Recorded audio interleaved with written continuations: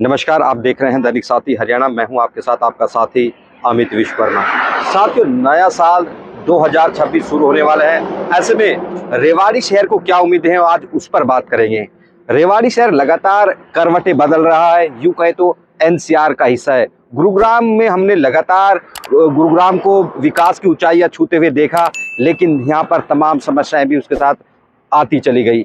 अब बारी है रेवाड़ी की, क्योंकि लगातार कोई पॉलिटिकल नेता हो, क्योंकि केंद्रीय मंत्री राव इंद्रजीत सिंह लगातार अपने मंचों से कहते रहे हैं कि रेवाड़ी अगले 10 सालों में बदला हुआ दिखाई देगा। हम रेवाड़ी के नेशनल हाईवे संख्या 11 पर खड़े, जो रेवाड़ी को जैसलमेर से जोड़ता है। आप मेरे पीछे में देखते हैं, ये वही नेशनल हाईवे। कोई भी सड़क हो, नेशनल हाईवे जो वहाँ की स्पीड को मेजर करता है, वहाँ के विकास के गलियारे को मापता है। यदि विकास की स्पीड देखनी है तो वहाँ के हाईवे देखने होंगे। यदि हाईवे अच्छे हैं तो वहाँ की स्पीड भी अच्छी होगी और विकास भी उतनी तेजी से होता हुआ दिखाई देगा। एक बार मैं अपने साथी से कहूंगा, एक बार दिखाए किस तरह से हाई राइज बिल्डिंग, यहाँ पर चारों ओर आपको हाई राइज बिल्डिंग दिखाई देंगी। और बांबड़ से लेकर नानौर रोड तक ये 14 किलोमीटर लंबा बाईपास है और आने वाले दिनों में इसके दोनों ओर हाई राइज बिल्डिंग दिखाई देंगी। यूं कहे तो जिस तरह से नया गुरुग्राम बना, नया रेवाड़ी यहीं पर शिफ्ट होने वाला है। और उसकी बड़ी वजह भी यही है कि ये नेशनल हाईवे संख्या 11 रेवाड़ी के विकास में नए कहीं ना कहीं आयाम स्थापित करने वाला है। और उसी की वजह तमाम जो निवेशक हैं, बिल्डर्स हैं, रेवाड़ी की निगाहें उन पर है और लगातार वो रेवाड़ी की ओर अपना रुख कर रहे हैं।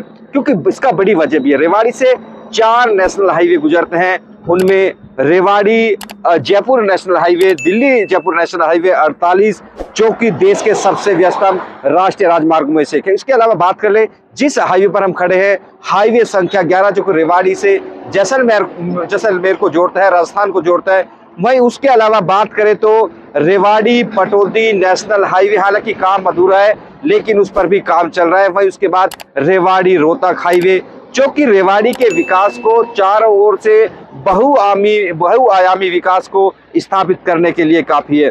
इसके अलावा बात करते हैं, रेवाड़ी को एम्स मिला इस साल, तो एम्स शुरू होने वाला है अगले साल। इसके बाद RRTS रैपिड रेल मेट्रो, जो नमो कॉरिडोर बनाया जाना है, उस पर भी काफी उम्मीदें थी। हालांकि शिलान्यास नहीं हो पाया, लेकिन उम्मीद यह है कि जिस तरह से केंद्रीय मंत्री राव इंद्रजीत सिंह ने कहा कि आने वाले दिनों में रैपिड मेट्रो है, भले ही शिलान्यास न हो पाए लेकिन इसको रेवाड़ी शहर को जोड़ा जाएगा।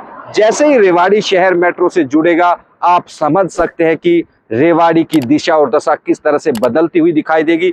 यूं कहें तो रेवाड़ी के विकास को 4 चांद लगते हुए दिखाई देंगे। ऐसे में रेवाड़ी NCR का हिस्सा है, अगला नंबर गुरुग्राम के बाद रेवाड़ी का है।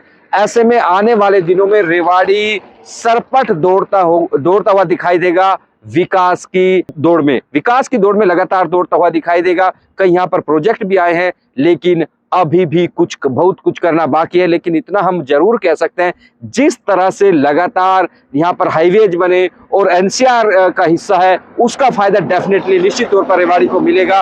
और नई साल पर रेवाड़ी और ज्यादा गति से दौड़ता हुआ दिखाई देगा।